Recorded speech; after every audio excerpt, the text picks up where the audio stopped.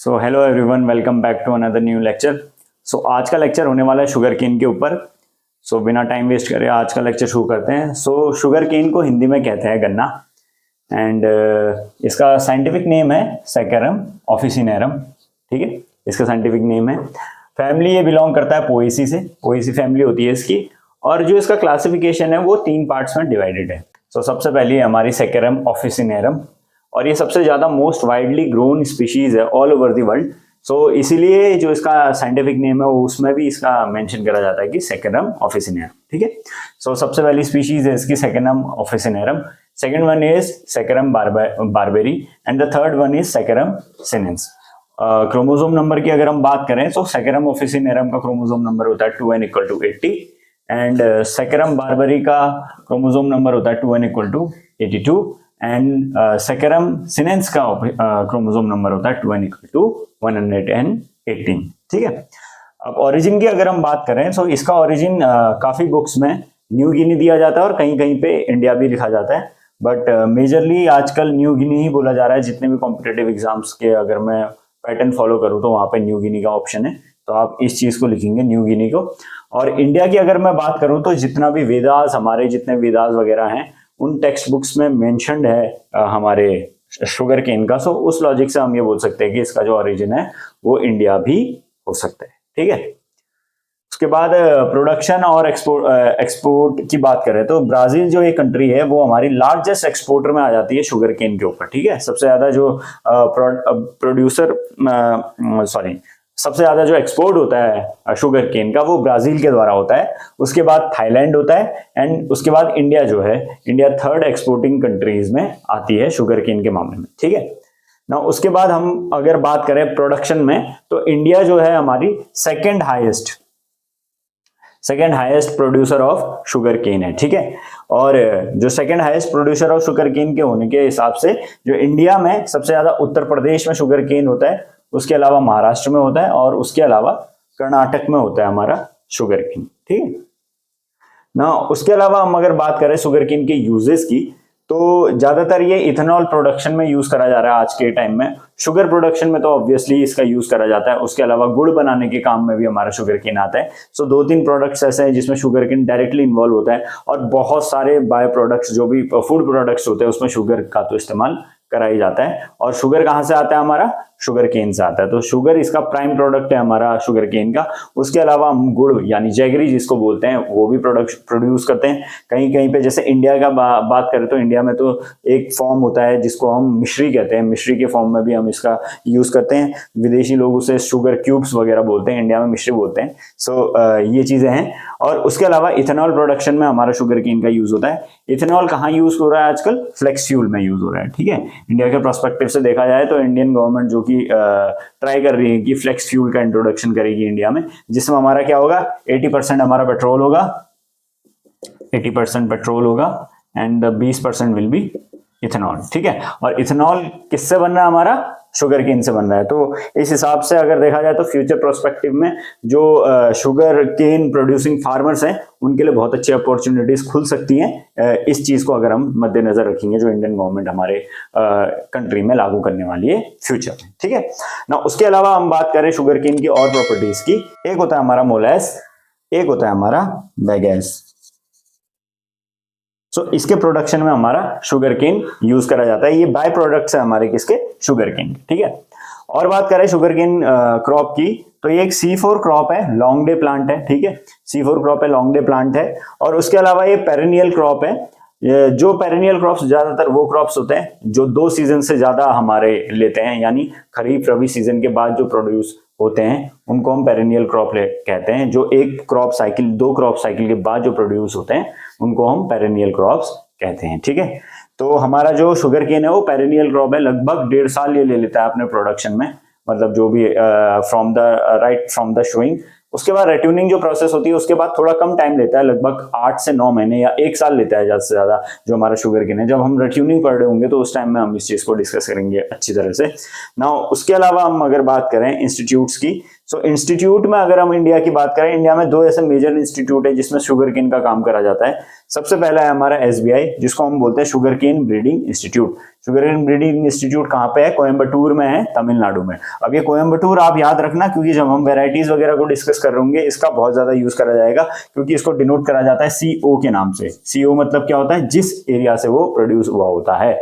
कोई भी वेराइटीज के अगर हम ऊपर पे जाएं, जो आगे के जो 2 लेटर होते हैं या कोई भी चीज से हम डिनोट करते हैं, तो वो उसके एरिया का जो भी इंस्टीट्यूट होता है या कोई भी हमारा जो भी इंस्टीट्यूट वगैरह है, गवर्नमेंट इंस्टीट्यूट है या कोई भी हमारा कॉलेज है जहाँ पे एग्रीकल्चरल कॉलेज, जहाँ से वो वैरायटी डेवलप हो रखी है, तो उसका नाम दिया जाता है। जैसे CO हो गया कोयम्बटूर, वैसे एक होता है पंत धान बोलते हैं हम, जैसे फॉर एग्जांपल। सो पंत धान में पंत क्या है? ये इंस्टीट्यूट है पंतनगर में, एग्रीकल्चर इंस्टीट्यूट है, जहां पर से ये धान प्रोड्यूस हुआ है, वहां से निकला है। ठीक है, तो इस टाइप से होता है ना। उसके अलावा कोयम्बटूर कहाँ? तमिलनाडु में स्थित है। ठीक है, उसके अलावा एक आता है हमारा NSI का फॉर्म है national sugar institute. National sugar institute कहाँ पे है? उत्तर प्रदेश में है हमारा। ठीक है, उत्तर प्रदेश में है। और जो इन दोनों में डिफरेंस ये है, SBI में बेसिकली शुगर केन ब्रीडिंग में काम करा जाता है। ठीक है, शुगर केन ब्रीडिंग इंस्टीट्यूट से ही पता चल रहा है हमको किस पे काम करा जा रहा है? ब्रीडिंग में काम करा जा रहा है। और अगर हम नेशनल शुगर इंस्टीट्यूट की बात करें तो यहाँ पे शुगर केन की टेक्नोलॉजी के ऊपर काम करा जाता है। जो भी नई नई मशीनरी होगी या शुगर केन शोइंग की टेक्नोलॉजी होगी, तो ये सारी चीजों में हम कहाँ पे काम करते हैं? NSI यानी sugar cane national sugar institute, जो कि हमारा कहाँ है? उत्तर प्रदेश में। सो ये एक ओवरऑल व्यू हो गया है हमारे क्रॉप का। इसके बाद हम डिस्कस करते हैं इसका बोटेनिकल डिस्क्रिप्शन। बोटेनिकल डिस्क्रिप्शन से पहले डिस्कस कर लेते हैं इसका क्लासिफिकेशन अच्छी तरीके से। सो जैसा कि मैंने पहले बताया आपको कि ये 3 स्पीशीज में डिवाइडेड है इसका क्लासिफिकेशन। सबसे पहले आता है हमारा सेकेंडरम ऑफिसिनेरम 2n = 80। ठीक है, सो सेकेंडरम ऑफिसिनेरम में हमारा क्या है? इसको क्या कहते हैं हम? नोबल कैन भी कहते हैं इसे। ठीक है, नोबल कैन कहते हैं। और क्या कहते हैं इसे पौधा भी कहते हैं। ठीक है, वाइडली ग्रोन स्पीशीज है, सबसे ज्यादा इसी को ऑफिसिनेरम को ही ऑल ओवर द वर्ल्ड उगाया जाता है। सो इसके अलावा क्या है? It is used as for the chewing purposes. जो भी फिल्मों में आप देखते हो गन्ना चूसते हुए, ये सारी चीजें हमारे ज्यादातर कौन सा शुगर केन है उनके हाथों में? वो है हमारा Saccharum officinarum. It is used for chewing purposes and juicy and thick in size होता है। अब इसका मतलब ये नहीं है कि ये चूइंग पर्पसेस के लिए यूज करा जाता है तो इसका जूस नहीं बन सकता या इसके अलावा कोई बाय प्रोडक्ट नहीं निकल सकता, इसका भी निकलता है। तो ये चीज आप अपने दिमाग में क्लियर रखना। बट इसके अलावा क्या होता है? ये चूइंग पर्पसेस में भी यूज करा जाता है। Reason being it is juicy and जो इसका स्टॉक होता है, जो वो चीज होती है, वो बहुत थिक होती है, थोड़ा मोटा होता है, तो उसकी वजह से क्या होता है? जूस ज्यादा होता है इसके अंदर और इजीली कंज्यूमेबल होता है। ठीक है ना। उसके अलावा हम बात करें शुगर कंटेंट की, तो मीठापन भी इसके अंदर बहुत होता है, हाई शुगर कंटेंट होता है इसके अंदर। और उसके अलावा जो देसी वैरायटीज होती है उससे ज्यादा इसके अंदर क्या होता है? शुगर कंटेंट हाई होता है। ठीक है, now it is susceptible to red rot and mosaic disease. जब हम डिजीज वगैरह का डिस्कस करेंगे तब हम रेड रॉट को भी डिस्कस करेंगे। ये सबसे डेडली डिजीज है हमारी किसकी? शुगर केन की। ठीक है, now it is susceptible to red rot diseases और रेजिस्टेंट है किसके? स्मट के रेजिस्टेंट है ये वाली वैरायटी, जिसका नाम है हमारा सेकेंडरम ऑफिसिनेरम। नाउ सेकेंडरम सिनेंस की अगर हम बात करें, इसका क्रोमोसोम नंबर होता है 2n = 82। ठीक है, और सेकेंडरम बारबरी का होता है 2n = 118। ठीक, नाउ सेकेंडरम सिनेंस की अगर हम बात करें, सो ये क्या होता है? इसके लॉन्ग और थिन स्टॉक होते हैं। ठीक है, थिन यानी पतले और लॉन्ग स्टॉक होता है, काफी लंबा होता है हमारा शुगर केन। और उसके अलावा इसके अंदर एक कैपेबिलिटी होती है, इट इज अर्ली मैच्योरिंग होता है। और इसके अंदर जो शुगर कंटेंट होता है, मीठापन होता है, वो लो से लेके हमारा मैक्सिमम तक जा सकता है। किसी में लो जा सकता है, किसी में मैक्सिमम जा सकता है। वेरेज ऑफिसिनेरम के अंदर हमने क्या देखा था? हाई सुक्रोज कंटेंट था उसके अंदर। ठीक है ना। उसके अलावा हम ये बात करें कि जो इसके इंटरनोड्स होते हैं, जो हमारे नोड्स और इंटरनोड्स होते हैं, ये काफी लंबे होते हैं हमारे किसके अंदर? सेकेंडरम सिनेंस के अंदर। नाउ थर्ड वन की अगर हम बात करें, Saccharum barberi, so it is indigenous to northern India. So north India में इसकी ओरिजिन माना जाता है और नॉर्दर्न इंडिया में इसको सबसे ज्यादा बोया जाता है। इसका क्या होता है? Basically it is short and thin stock होते हैं इसके अंदर, थोड़ा हाइट में छोटा होता है। इन दोनों के कंपैरिजन में ये थोड़ा छोटा होता है और इसके क्या होते हैं? जो स्टॉक्स होते हैं वो थोड़े से थिन होते हैं ना। उसके अलावा क्या होता है? इसके अंदर लो एंड नैरो लीव्स होती है। लो मतलब थोड़ी कम लीव्स होती है इसके अंदर, और इसके अंदर थोड़ा ज्यादा होंगी, इसके अंदर थोड़ी कम होती है लीव्स। और नैरो और क्या होती है? थिन, छोटी पतली लीव्स होती है। ठीक है, इसके अंदर सेकेंडरम बारबेरी के अंदर ना। उसके अलावा क्या है? It is early maturing species, थोड़ा इन दोनों के कंपैरिजन में ज्यादा अर्ली मैच्योर हो जाती है। दूसरा हमारा क्या होता है? इसके अंदर शुगर कंटेंट भी थोड़ा कम होता है, मीडियम सुक्रोज होता है इसके अंदर। सो ये हमारा क्लासिफिकेशन हो गया तीनों स्पीशीज का सेकेंडरम Officinum, Sinus and Barberry. Now we will discuss about the botanical distribution of the sugarcane. सो बात करें अगर इसके रूट सिस्टम की शुगर केन की, सो बेसिक जो होता है इसका फाइब्रस रूट सिस्टम होता है सबसे पहले, और उसके अलावा ये जो फाइब्रस रूट सिस्टम होता है ये दो टाइप से डिवाइडेड होता है, ठीक है। पहला होता है हमारा सेट रूट्स, दूसरा होता है हमारा शूट रूट्स, ठीक है। इन दो पार्ट्स में हमारा डिवाइडेड हो जाता है हमारा रूट सिस्टम। सो सबसे पहले अगर हम बात करें सेट रूट सिस्टम की, सो सेट रूट सिस्टम में बेसिकली ये कौन सा रूट सिस्टम होता है, ये टेम्पररी रूट सिस्टम होता है। मतलब स्टार्टिंग फेज में जब हमारा प्लांट ग्रोथ में होता है, जब हमारा सीड हमारा जब जर्मिनेट होता है, जर्मिनेशन स्टेजेस में हमारा ये प्राइमरी होता है हमारा रूट सिस्टम, और ये टेम्पररी रूट सिस्टम होता है। जब शूट रूट सिस्टम डेवलप होना शुरू हो जाते हैं तो उस टाइम पे ये क्या हो जाता है, वेनिश हो जाता है, हट जाता है, ठीक है। और क्या होता है इसके अलावा, इसका काम क्या होता है, बेसिकली जो प्राइम न्यूट्रिएंट्स होते हैं जो हमारे जर्मिनेशन के लिए हेल्प करते हैं, जो हमारे सीड को जर्मिनेट करने के लिए हेल्प करते हैं, उन सारी चीजों को प्रोवाइड कराने का काम हमारा क्या करता है, सेट रूट्स करता है, ठीक है। तो बेसिक काम इसका यही होता है, और इससे ज्यादा कुछ काम नहीं होता है। जैसे कि अगर हम यहाँ पे देखें तो हमारे केन सेट ये है, एक टिपिकल केन सेट का मैंने आपको यहाँ पे फिगर बना रखा है। सो बेसिकली केन में होता क्या है, जैसे मैंने बताया था आपको कि नोड्स और इंटरनोड्स होते हैं हमारे जो क्रॉप होता है उसमें। सो हम एक हमारा यहाँ पे नोड वाला एरिया पूरा काट लेते हैं, ठीक है, और उसको हॉरिजॉन्टली बो देते हैं हमारे किसमें, फील्ड के अंदर। सो वहां से हमारा रूट्स का डेवलपमेंट होना शुरू हो जाता है। तो जैसा कि हमारे ये केन है, ये टिपिकल केन है, केन के जो यहाँ पे नोड्स होते हैं, नोड्स में क्या बने होते हैं, दो ईयर बने होते हैं इस टाइप से, छोटे छोटे से ईयर्स बने होते हैं। ये आगे समझाएंगे कि होता क्या है इन ईयर से। सो बेसिकली अगर हम यहाँ पे आए तो प्राइम, अभी अब ये सोचो इस पूरे फिगर में आप ये देखो कि प्राइम हमारा क्या है, ये केन है, ठीक है। और केन के अंदर जो यहाँ पे हमारे नोड्स बने हुए हैं वहां से छोटी छोटी रूट्स निकलना शुरू हो जाती है एट द प्राइम स्टेजेस। इन्हीं को हम क्या कहते हैं, सेट रूट्स कहते हैं। ये बहुत ज्यादा पतली होती हैं, ज्यादा बड़ी नहीं होती हैं, और पतली होती हैं, ज्यादा गहरी भी नहीं होती हैं, और फाइब्रस टाइप के स्ट्रक्चर में होती हैं। फाइबर रूट सिस्टम क्या है ये मैंने आपको बहुत अच्छी तरीके से एक पहले लेक्चर में समझा रखा है, मैं आई बटन में लिंक छोड़ दूंगा, आप लोग वहां से देख सकते हैं, ठीक है ना। उसके अलावा क्या हो गया कि यहाँ पे हमारा ये तो हो गया कि ये सेट रूट्स है हमारा, ठीक है। तो ये बहुत ज्यादा फाइब्रस टाइप के होते हैं और ये कुछ टाइम के लिए रहते हैं, इनका काम बस न्यूट्रन प्रोवाइड कराना होता है। धीरे धीरे जब हमारा जर्मिनेशन होने लग जाता है, हमारा जो प्लांट है, जो हमारा जो सीड है, हमारा जो केन सेट है हमारा, इससे जर्मिनेशन होना शुरू हो जाता है। देन उसके बाद डेवलपमेंट ऑफ क्या होता है, यहाँ पे जो ईयर मैंने आपको बताया था, इन्हीं ईयर से हमारे क्या निकलते हैं, ये प्राइमरी शूट निकलना शुरू कर देते हैं, ठीक है। अब ये कोने में होते हैं तो यहाँ से क्या होता है, ये प्राइमरी शूट निकलना शुरू हो जाते हैं। सो प्राइमरी शूट जब निकलते हैं, इन्हीं के जो डाउनवर्ड पार्ट होता है यहाँ पर से हमारा क्या निकल रहे होते हैं, सेकेंडरी या शूट रूट्स जिनको बोलते हैं हम, शूट रूट्स निकलना हमारा शुरू हो जाता है। अब जो ये शूट से निकले हैं तो उनको हम क्या बोलते हैं, शूट रूट्स बोलते हैं। अब होता क्या है, जो शूट रूट होते हैं, बेसिकली शूट रूट क्या होते हैं हमारे, जो हम सेकंड पार्ट में हम डिस्कस करने वाले थे कि शूट रूट क्या होते हैं, base part of the shoot. जो बेस पार्ट होता है, ये वाला जो एरिया होता है, इस एरिया से जो डेवलप होना शुरू होते हैं उनको हम क्या कहते हैं, शूट रूट्स कहते हैं, ठीक है। और इनकी एक प्रॉपर्टी होती है, फॉर एग्जांपल जो जमीन के, ये हमारा ग्राउंड लेवल पॉइंट है, ये हमारा ग्राउंड लेवल पॉइंट है, ठीक है, ये हमारा ग्राउंड लेवल है, और इसके नीचे हमारा पूरा प्लांट है, हमारा जो सेट है वो हमने बो रखा है। तो जो डाउनवर्ड होगा, ज्यादा नीचे साइड होंगे, तो ये क्या करते हैं, ये सीधे नीचे चले जाते हैं। जो शूट के नीचे वाले एरिया के जो रूट्स होते हैं वो क्या करते हैं, सीधे जमीन के अंदर सीधे सीधे डाउनवर्ड चले जाते हैं, ठीक है।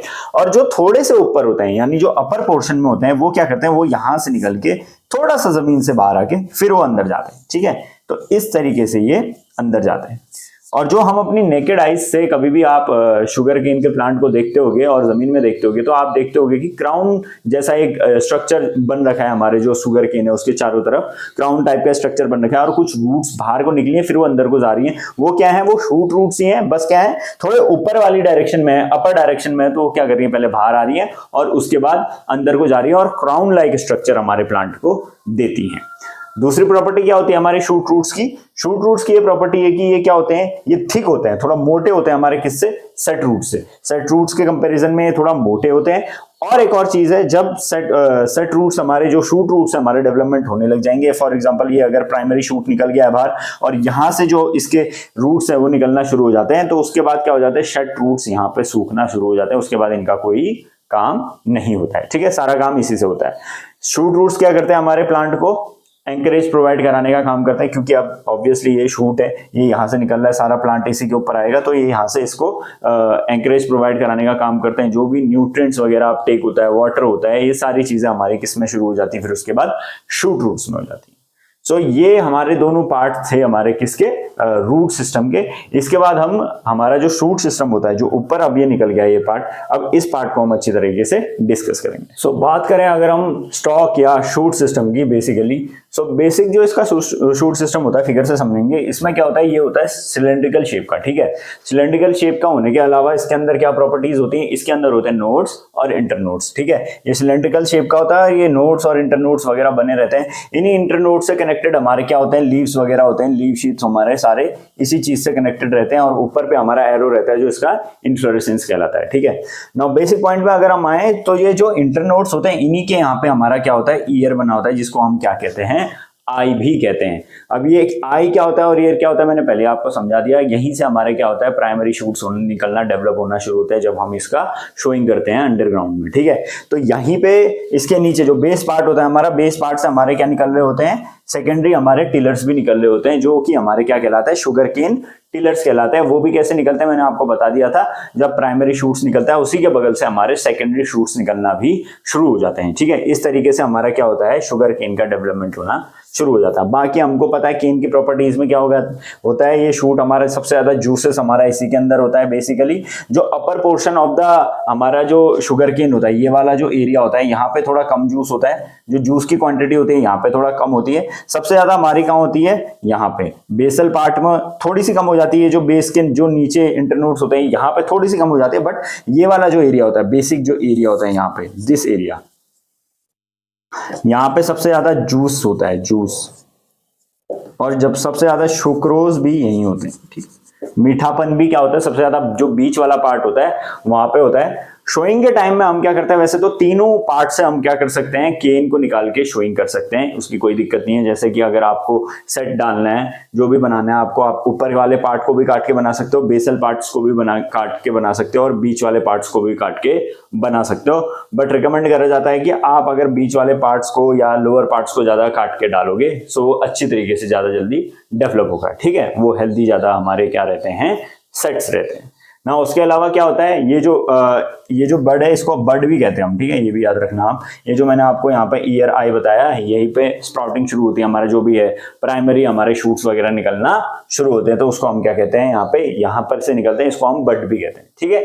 उसके अलावा जो हमारे नोड्स और इंटरनोड्स होते हैं, उसमें आपने देखा होगा एक वैक्सी टाइप का कोटेड मटेरियल भी हमारा मिलता है शुगर केन में। जब आप उसको छूते हो तो थोड़ा थोड़ा फिसलन जैसा लगता है, तो वो सारी चीजें भी हमारी अपीयर होती हैं यहीं पे, कहाँ पे, इंटरनोड्स में। इन वाले एरियाज में हमारे क्या होते हैं, वैक्सी टाइप के हमारा अपीयरेंस होता है, जो आप बाय हैंड आप उसको अगर टच करेंगे तो उससे आपको दिखता है, या आप ऐसा बोल सकते हो कि कुछ लेयर जैसी लगी रहती है उसमें, जो नेकेड आई से भी थोड़ी बहुत दिख जाती है, व्हाइटिश कलर की होती है लेयर, ठीक है ना। उसके अलावा ये सारी चीजें हमारी किसके अंदर आती हैं, ये सारी चीजें आती हैं हमारे किसके अंदर, स्टॉक सिस्टम के अंदर। Now we will discuss about, इसके बाद हमारा लीव्स वगैरह। लीव्स को अगर हम डिस्कस करें,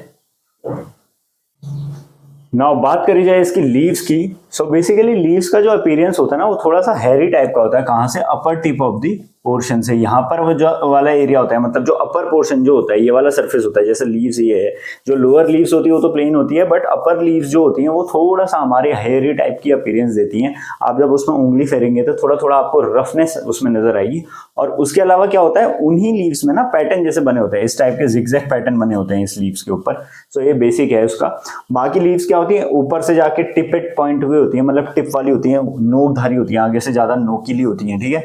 और उसके अलावा क्या होती है, कर्व्ड होती है। जैसे ये जब हमारे प्लांट से निकलती हैं हमारे, तो यहाँ से ऊपर निकलती है, देन उसके बाद कर्व होके ये नीचे को आ जाती है और नीचे को पॉइंटेड हो जाती है जमीन की तरफ।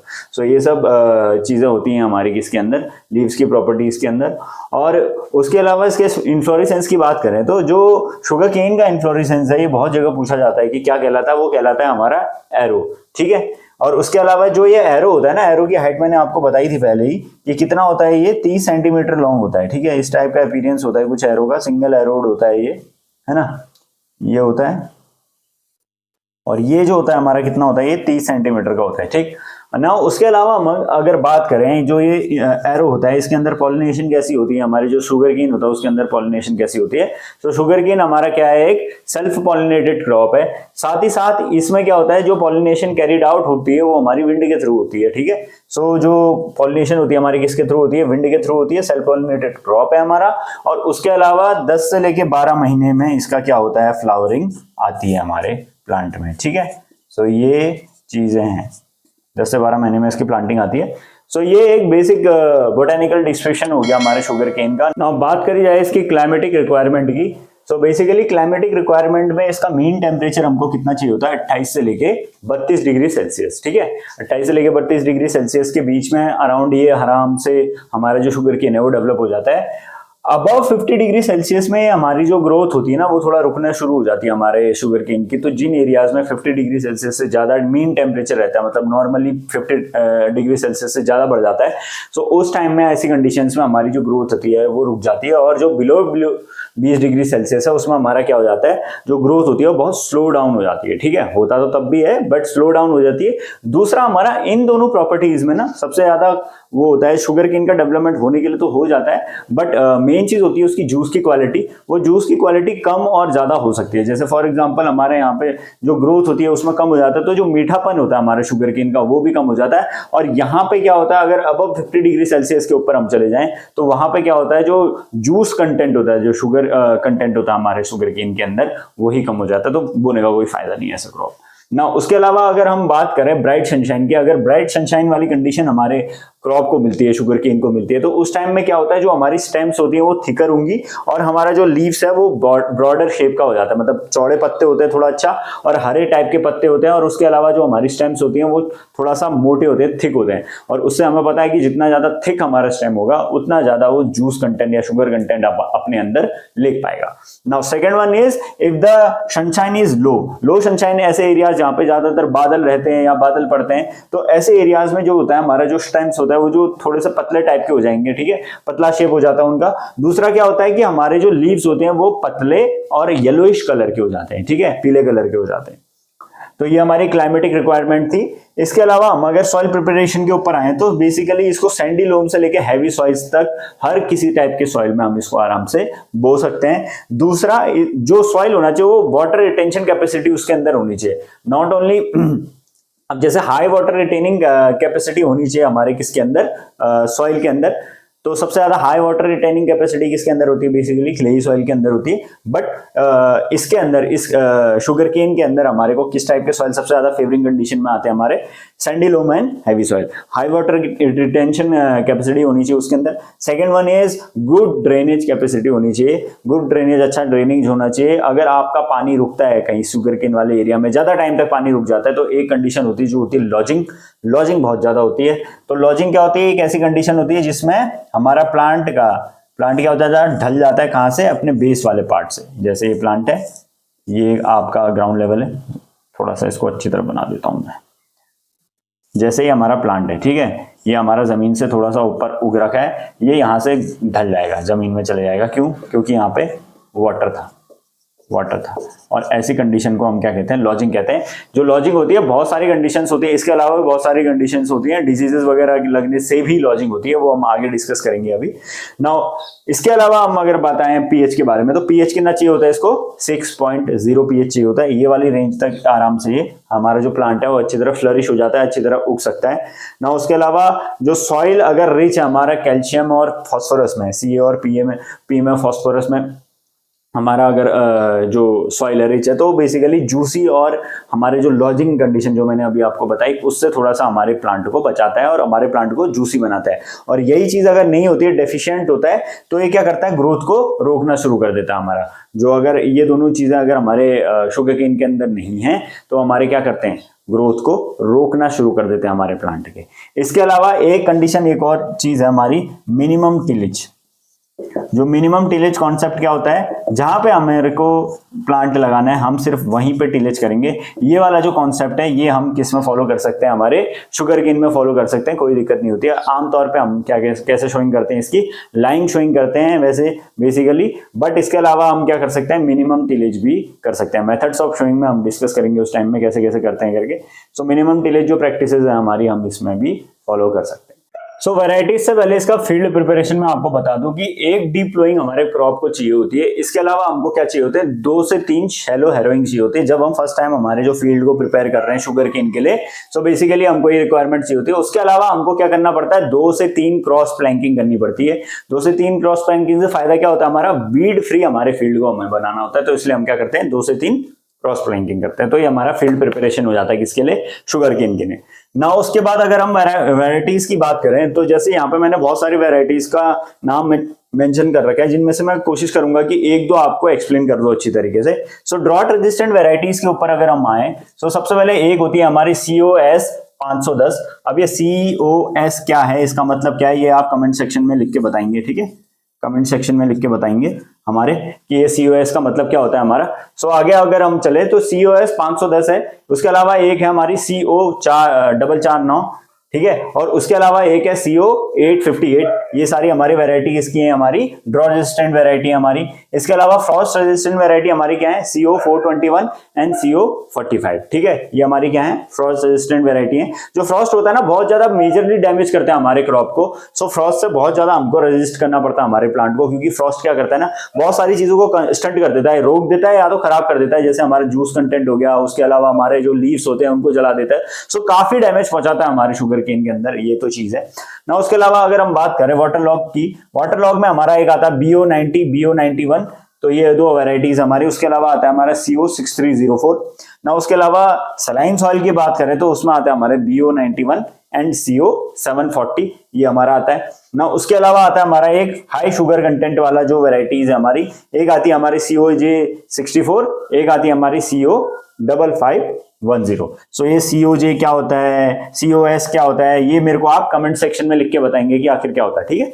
तो ये आपका होमवर्क है ना। इसके बाद अगर हम डिस्कस करें इन्हीं वैरायटीज में से कुछ एक दो वैरायटीज का हम डिस्कशन कर लेते हैं। एक कोशिश करता हूं कि इनमें से ना जितने ड्रॉट रेजिस्टेंट है इनमें से एक का मैं आपको एक्सप्लेनेशन दे दूं। बात करी जाए अब वैरायटीज के बारे में, तो सबसे पहले ड्रॉट रेजिस्टेंट वैरायटी में एक वैरायटी आती है COS 510। सो COS 510 के बारे में बताऊं अगर मैं, तो it is early maturing variety और 50 से 60 टन इसका यील्ड निकल जाता है, लगभग 50 से 60 टन केन पर हेक्टेयर, ठीक है, केन पर हेक्टेयर के हिसाब से इसका यील्ड निकल जाता है। और उसके अलावा सुक्रोज कंटेंट जो जूस के अंदर होता है वो 15 से 18% होता है, यानी मीठापन जितना होता है वो 15 से 18% होता है जितना जूस निकलता है उसमें। एंड उसके बाद ये थिन और मीडियम साइज्ड केन है, थिन यानी पतला है और थोड़ा सा मीडियम साइज केन होता है ये। और उसके अलावा ये रेट्यूनिंग जो होती है, एक रेट्यूनिंग प्रोसेस होती है हमारी शुगर केन के अंदर, वो लास्ट में मैं आपको बताऊंगा आराम से इस लेक्चर के।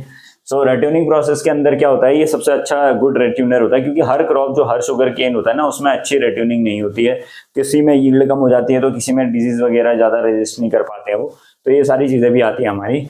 लेकिन ये क्या है, ये गुड रेट्यूनर क्रॉप है। और उसके अलावा क्या है, जो वाटर लॉगिंग कंडीशन होती है उसके लिए भी ये बहुत अच्छा रेजिस्टेंट है, ठीक है।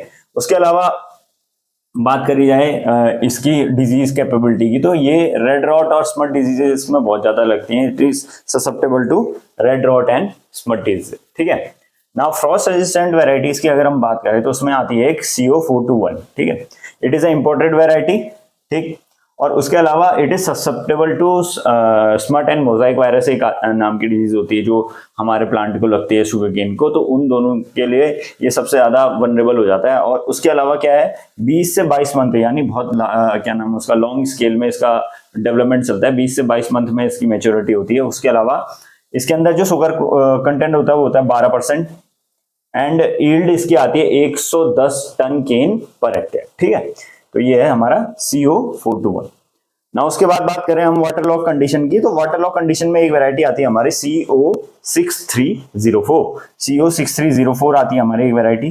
तो ये mid and let ripening variety हमारी सबसे ज्यादा, और इसकी यील्ड आती है, इन सब वैरायटीज में सबसे ज्यादा यील्ड इसकी आती है 150 टन पर हेक्टेयर के हिसाब से इसकी यील्ड आती है।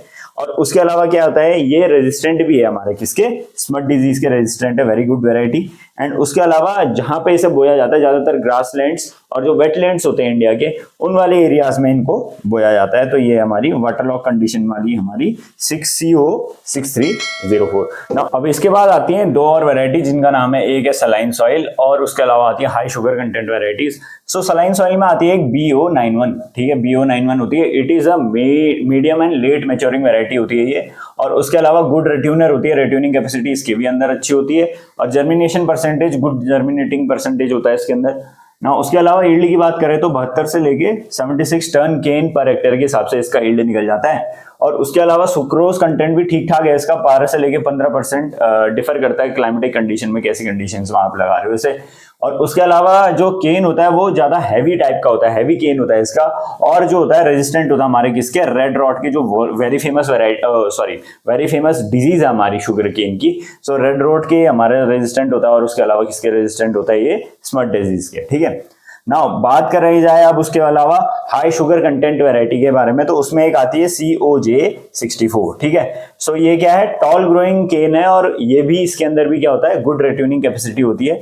और उसके अलावा क्या होता है, it is resistant to top borer and smut. इसके अलावा एक और है विल्ट के भी ये क्या होता है, रेजिस्टेंट होता है, ठीक है ना। उसके अलावा बात करी जाए इसके सुक्रोज कंटेंट की, तो ये 16 to 17% होता है इसके अंदर, पूरे जूस के अंदर 16 to 17% हमारा क्या होता है, सुक्रोज होता है।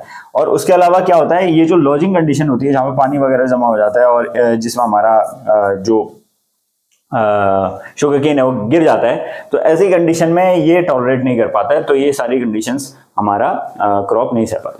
सो बात करें इसकी क्रॉपिंग सिस्टम की, सो बेसिकली क्रॉपिंग सिस्टम हमारे 3 टाइप से फॉलो करा जाता है। सबसे पहला आता है कॉटन के बाद हम शुगर केन डाल सकते हैं, देन उसके बाद क्या लगा सकते हैं, हम व्हीट लगा सकते हैं, या उसके अलावा हम मेज फॉलो कर सकते हैं, मेज के बाद शुगर केन, देन उसके बाद व्हीट।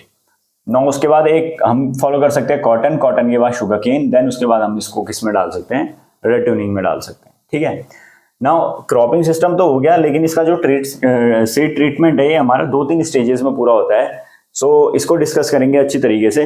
जैसा कि मैंने अभी पहले आपको बताया था कि सेट कैसा होता है, सेट इस टाइप का स्ट्रक्चर होता है, ऐसा दोनों साइड से कटा हुआ होता है, बीच में एक इंटरनोड होता है, यहाँ पे क्या होता है हमारा ईयर होता है, या आई बोल सकते हो इसको, यहाँ पे क्या होती है, आई होती है बेसिकली।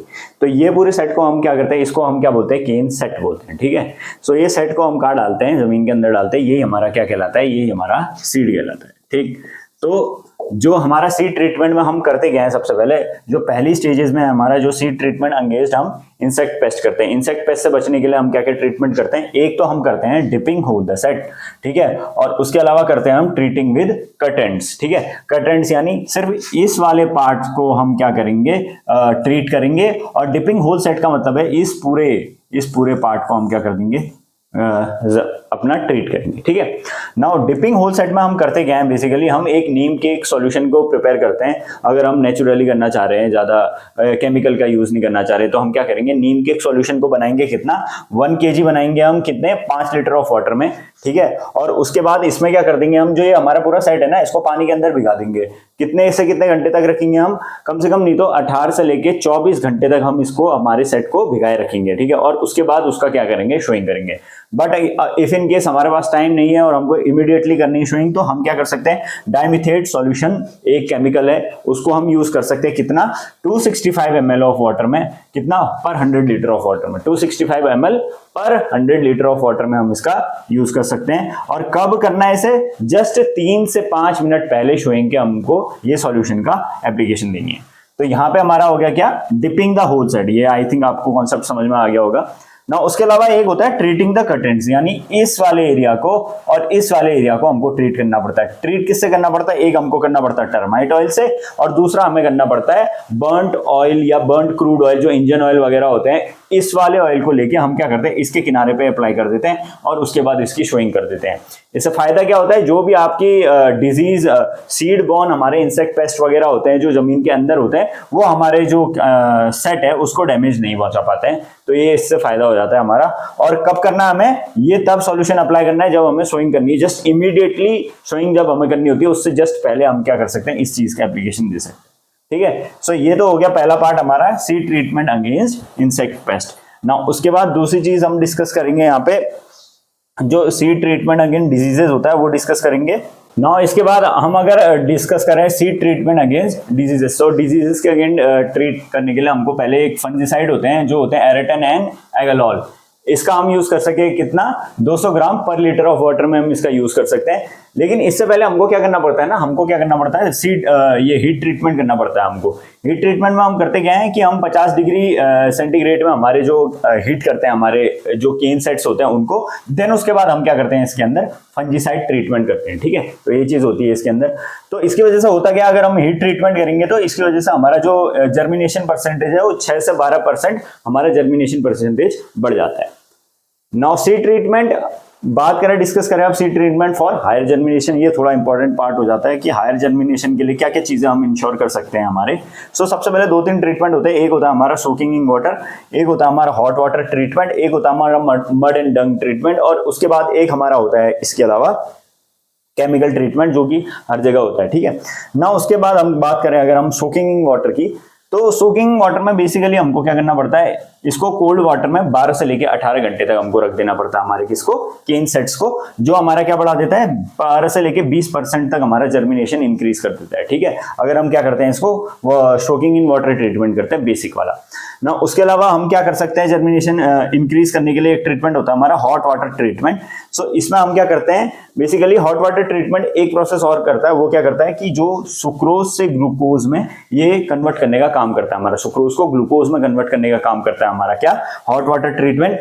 और जो ग्लूकोज होता है वो जर्मिनेशन के लिए बहुत ज्यादा इंपॉर्टेंट होता है हमारे शुगर केन में। इसके लिए भी हम हेल्पफुल हो जाता है हमारा, एक तो जर्मिनेशन परसेंटेज ऐसे भी बढ़ा सकता है। Now the second thing is कि ये क्लोरोटिक स्ट्रिक डिजीज होती है, क्लोरोटिक स्ट्रिक डिजीज होती है हमारी शुगर केन के अंदर, उसको भी कंट्रोल करता है हमारा कौन सा, hot water treatment. Important treatment हो जाता है हमारा।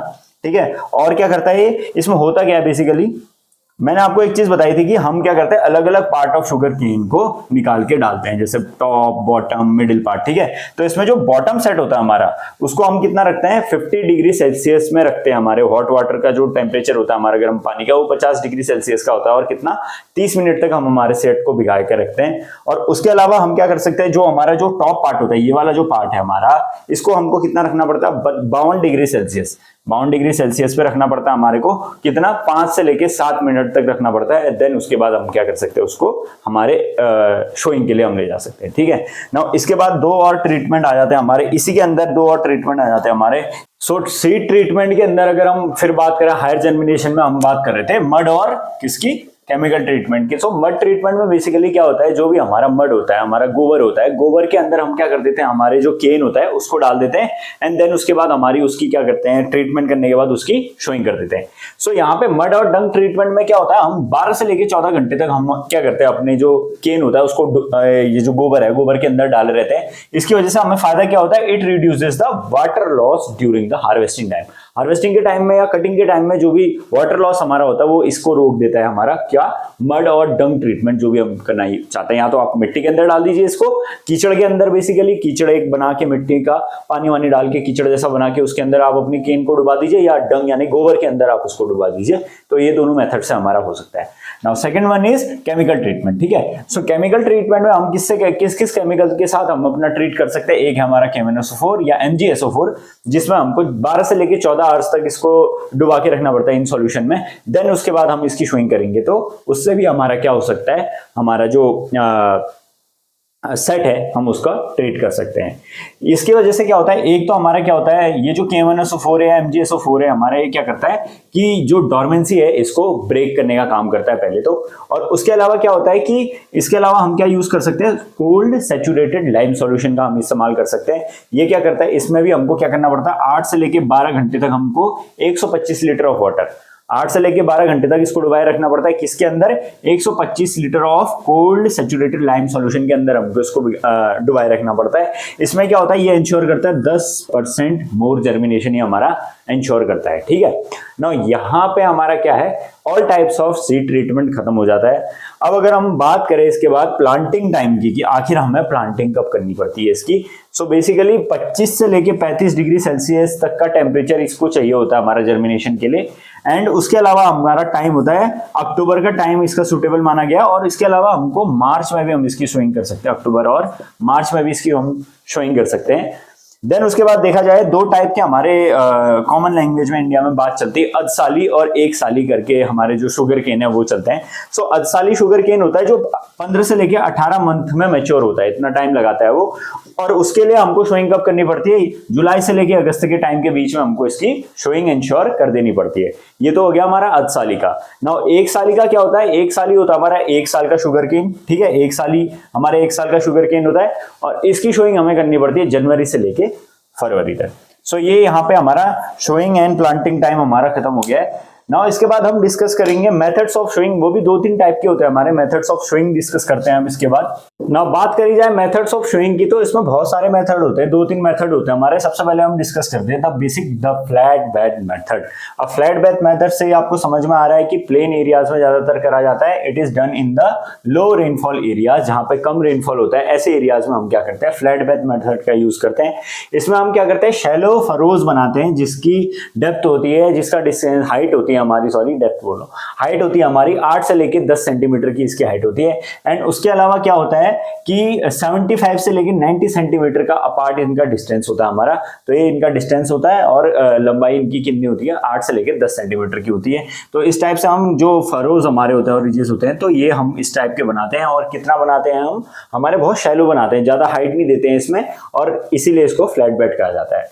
उसके बाद क्या होता है कि हमारे जो सेट होते हैं हम इनको प्लांट करते हैं एंड टू एंड, एक से एंड से दूसरे एंड तक इनको प्लांट करते हुए जाते हैं। और कितना करते हैं हम, 5 to 6 सेंटीमीटर डीप हम इसको प्लांट करते हैं। 5 to, इसकी जो हाइट होती है 5 से 10 सेंटीमीटर डीप इसको डालते हैं जमीन के अंदर। ओके ना, उसके अलावा जो सोइंग कर देते हैं जब हम इसके बाद हम क्या करते हैं, इसमें हमारा लेवलिंग कर देते हैं, प्लैंकिंग कर देते हैं हम इसको। प्लैंकिंग के साथ साथ हम क्या कर देते हैं, 2 इंटरकल्चरल ऑपरेशंस वगैरह कर देते हैं इसके। 2 इंटरकल्चरल ऑपरेशन हम इसमें करते हैं, कितने प्रॉपर इंटरवल्स जब हमारा होता है, जब हमारा क्रॉप हमारा अच्छी तरह डेवलप होना शुरू हो जाता है, तो उसके बीच में हम क्या कर देते हैं, 2 प्रॉपर इंटरवल्स हमारे यूज करते हैं। ठीक है, तो ये तो मेथड हो गया हमारा फ्लैट बेड मेथड, बहुत बेसिक मेथड है ये। ठीक है ना, उसके बाद आता है हमारा एक रिज एंड फरो मेथड। तो रिज एंड फरो मेथड में क्या होता है, बेसिकली इसमें हम क्या कहते हैं, ऐसे एरियाज में इसको उगाया जाता है, लगाया जाता है जहां पे अच्छा रेनफॉल होता है। अच्छे रेनफॉल वाले एरियाज में हम क्या करते हैं, रिज एंड फरो मेथड का यूज करते हैं। स्टार्टिंग में हम क्या करते हैं, जो फरोज होते हैं उसको हम क्या कर देते हैं, वी शेप में बना लेते हैं। ठीक है, जैसा आप ये फिगर में देख रहे होगे, इसमें वी शेप में हमने क्या कर रखा है, फरोज को बना रखा है। देन उसके बाद हम क्या करते हैं, 20 से 25 सेंटीमीटर का हम इसके बीच में क्या दे देते हैं, डिस्टेंस दे देते हैं।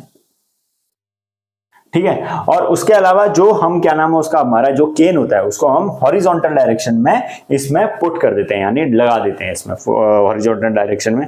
फिर उसके बाद कुछ टाइम बाद जब हमारा केन जो होता है, शुगर केन हमारा डेवलप होना शुरू हो जाता है, तो हम क्या करते हैं ना, इन फरोज को हम क्या करते हैं, इसको दबाना शुरू कर देते हैं। हमारे रिजेस में हम लगाते हैं और फरोज को दबाना शुरू कर देते हैं। जब हम इधर से और इधर से मिट्टी लगाने लग जाते हैं, तो ये किसका शेप ले लेते हैं, ये उसके बाद फरोज बन जाते हैं। और जो नीचे रह जाती है मिट्टी, उसको वो क्या बन जाती है, रिजेस बन जाती है। जिससे क्या होगा, फर्दर जो आगे जाएगा जब टाइम, बात हम कर रहे हैं रेनफॉल एरियाज की, रेनफॉल एरियाज में क्या होगा, जब पानी भरेगा तो उससे जो हमारा केन है वो डैमेज नहीं होगा।